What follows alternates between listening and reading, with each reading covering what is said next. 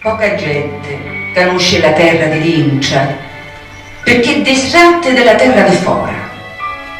È un fatto naturale, visto che vivemo vedendo. È la maturità che poi ne fa scoprire un'altra guardata, assai più profonda, è capace di penetrare lo giardino dell'arma, la meraviglia che abita dingia di nuauce. Questa resa l'arma non scopre lo mondo di Lincia, ma tutto l'universo, ogni forma di vita e di conoscenza. Da così, un solo assaggio dell'arma fa assaggiare tutto lo creato. La sola speranza di luce fa spirluciare l'intero universo. Questa resa l'arma non ha bisogno d'attese, rinasce subito. Proseguire la sua lettura, inseriamo il sottofondo musicale ancora una volta.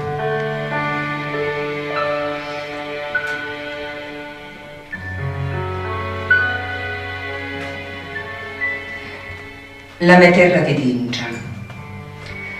C'è cui mi disse, giorno vide in cielo celeste, nuvole bianche, un prato dorato e papaline rosse. E se fai qualche cosa per costruirle, se ti ingegni per coltivarle, se l'abbiviri e le concimi, se tieni limpio sto cielo, se lassi che lo sole pette d'oro le spighi, li vidi. Sì, li vedo, se dove lasciate fare. Lasciatemi fare. Sono un artista e saccio come curare la mia terra di Lincia. Saccio zocco hai a fare. Piglio le colori più capri, appoggio una scala in talone cielo e comincio a pettare in opera che sape guardarmi mentre la talio.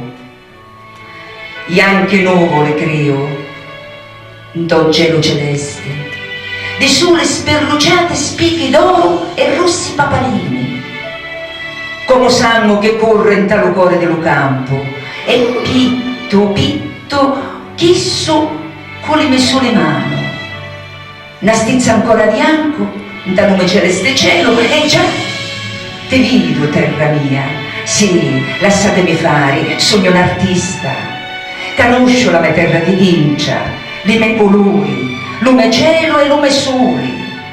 Lasciatemi fare, è una terra che ti ha acciata la vita.